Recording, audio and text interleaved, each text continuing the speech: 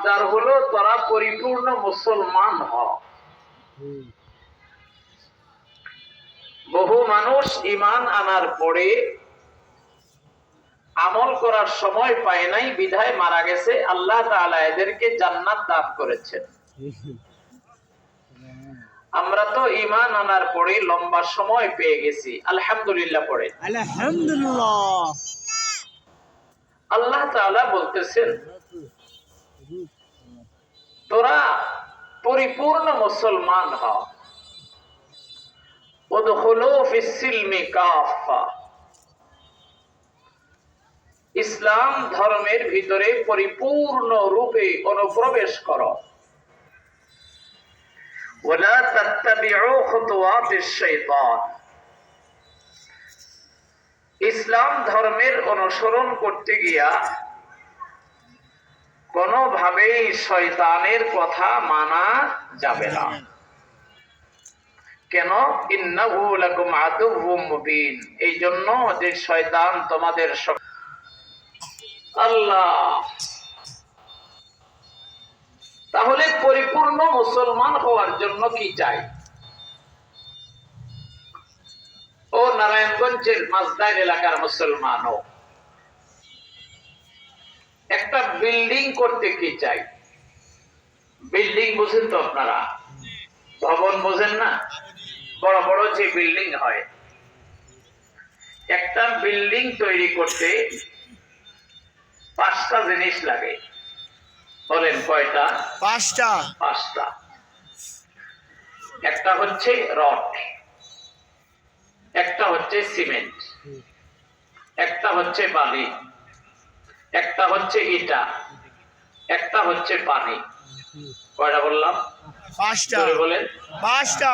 1 number rod, 2 number cement, 3 number বালি, 4 number ইটা, 5 number পানি। কথা কি আপনারা বুঝতেছেন সবাই? কয়টা জিনিস? 5টা। যদি বলেন আমি পানি ছাড়া বানাবো, হবে? জোরে বলেন। না। যদি বলেন আমি ইটা দিব না, হবে? যদি বলেন আমি সিমেন্ট দিব না, যদি বলেন আমি বালি দিব না, হবে। কিন্তু 2-4 দিন পরে হালকা বাতাস আসলে, কালবৈশাখীর ঝড় আসলে আর টিকবে না। মজবুত বিল্ডিং চাই, এই 5টা জিনিস চাই। দোস্ত, আমি খুবই গুরুত্বপূর্ণ কয়েকটা কথা বলবো। আমি আশা করছি যদি মনোযোগ দিয়ে শুনেন আমাদের সকলের ফায়দা হবে।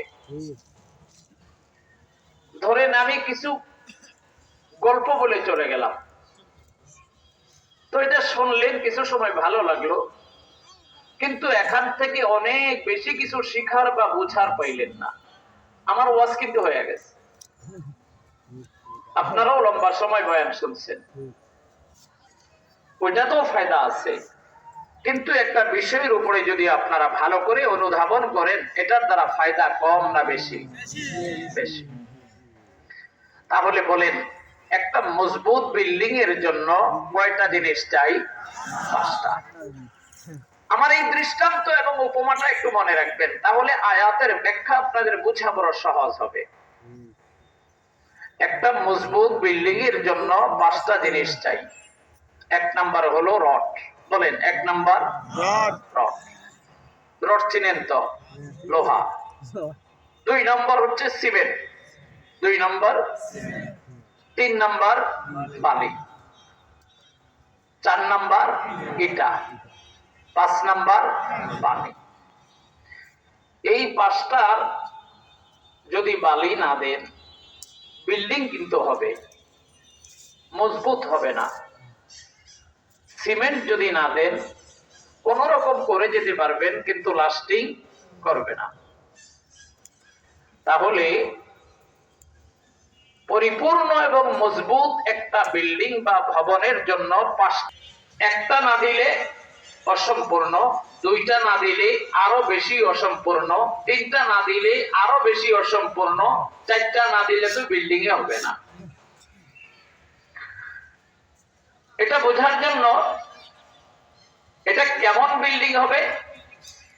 এই পাঁচটা জিনিসের কোন একটা যদি না থাকে এটা কেমন বিল্ডিং হবে এটা বোঝার জন্য মাআরিফে মসনবীতে একটা দৃষ্টান্ত আসছে। মাআরিফে মসনবীতে বর্বর যুগের একজন মানুষ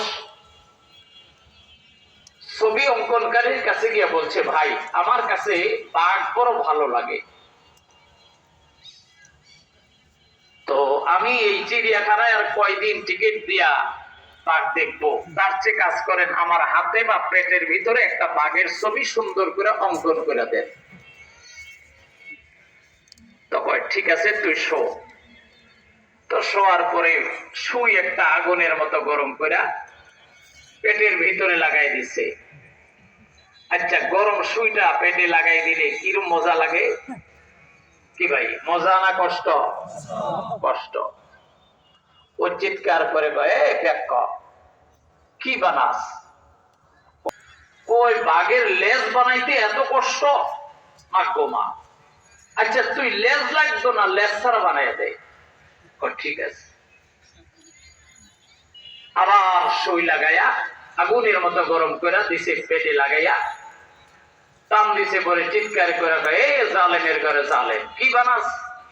কয় আমি বাঘের মাথা বানাই। কয় মাথা বানাইতে এত কষ্ট? মা, আচ্ছা তুই মাথা ছাড়া দেখ পারস নি? ঠিক আছে। আবার সুই গরম করে লাগাইছে পেটে, আবার চিৎকার করে কয় আমি তো অধৈর্য হয়ে গেলাম, তুই কি বানাস এটা? কয় এটা বাঘের পেট বানাই, পেট বানাইতে কষ্ট বেশি। ওই পেট বানাইতে এত কষ্ট, আচ্ছা পেট ছাড়া হয় না? হয়। शेर बेदम व सरोशक में के दीद, शेर बेदम व सरोशक में के दीद, इचुनी शेर खुदा हम ना फरीद। আরেফে রুমি রহমতুল্লাহ আলাইহি কয়, ওই বাঘের ছবি অঙ্কনকারী লোক ডাক দেয়া কয়, এ ব্যাক, তুই কোন বাঘের ছবি নিতে আইছ? বাঘের পেট লাগবো না, বাঘের পিঠ লাগবো না, বাঘের মাথা লাগবো না, বাঘের লেজ লাগতো না, এটা কোন বাঘ? ঘুমাই গেছেন আপনারা? লেজবিহীন কি বাঘ হয়? পেট ছাড়া, মাথা ছাড়া হয় না। যেমন লেজ ছাড়া বাঘ হয় না, পানি ছাড়া বিল্ডিং হয় না, যেমন পেট ছাড়া বাঘ হয় না, সিমেন্ট ছাড়া বিল্ডিং হয় না। বাঘের যেমন লেজ লাগবে, মাথা লাগবে, পেট লাগবে, বডি লাগবে, ফের বাঘ হবে। তদ্রূপ একটা বিল্ডিং তৈরি করতে গেলে পানি লাগবে, তারপরে রড লাগবে, সিমেন্ট লাগবে, বালি লাগবে, ইটা লাগবে, এই পাঁচটা জিনিস লাগবে। একটা যদি কম হয় ওই বিল্ডিং আর কোনোদিন মজবুত হয় না।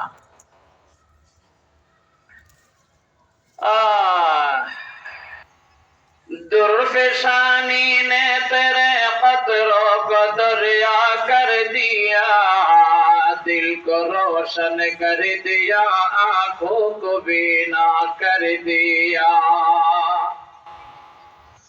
खुद न थे जो राह पर गैरों के हादी बन गए, क्या नजर थी जिसने मुर्दों को मसीहा कर दिया। ऐ मेरे भाइयों, परवरदिगारे आलम আমাদেরকে মাসদার এলাকার মানুষদেরকে, নারায়ণগঞ্জের মানুষদেরকে ডাক দিয়া কয়, ইয়া আইয়ুহাল্লাযীনা আমানু দুখুলু ফিস-সিলমি কাফা। পরওয়ারদিগারে আলম কয়, হে ইমানদার,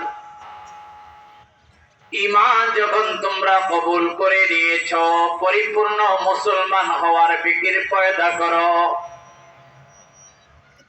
এই জন্য যে পরিপূর্ণ মুসলমান যারা আল্লাহ পাকের জান্নাতের মালিক হওয়া যায় না। পরিপূর্ণ জান্নাতে যাবার জন্য পরিপূর্ণ মুসলমান হওয়া লাগবে। জান্নাতে যাওয়ার জন্য 1 নম্বর, এ আমার ভাই, আল্লাহ পাক পরওয়ারদিগার আলম কয়, যদি কবরের আযাব থেকে নাজাত পাওয়ার জন্য তোমার ফিকির হয়, যদি হাসরের ময়দানের কষ্ট থেকে নাজাত পাওয়ার ফিকির থাকে, যদি মিজানে নেকের পাল্লা আমল দিয়ে ভারী করার ফিকির থাকে, যদি পুলসিরাতের লম্বা পার হওয়ার ফিকির থাকে, আমার কাছে একটা রাস্তা, ওয়ালা তামুতুন্না ইল্লা ওয়া আনতুম মুসলিমুন। আল্লাহ পাক পরওয়ারদিগার আলম বলেন, মরণ তো লাগবে তোমাদের, মরার বিকল্প নাই। আজ হোক কাল হোক তোমাদেরকে মরা লাগবে, মরার থেকে পলায়ন করার কোনো জায়গা নাই। যেহেতু তোমাদেরকে মৃত্যুবরণ করা লাগবে, এই জন্য ওয়ালা তামুতুন্না ইল্লা ওয়া আনতুম মুসলিমুন। ये तो है, इसलिए मुसलमान बन के मरो, मुसलमान हो के मरो। ए मेरे मोहतरम भाइयों, দুনিয়ার মধ্যে সবচেয়ে বড় পদ পদবীর নাম মুসলমান। আওয়াজ দিয়া বলেন কি?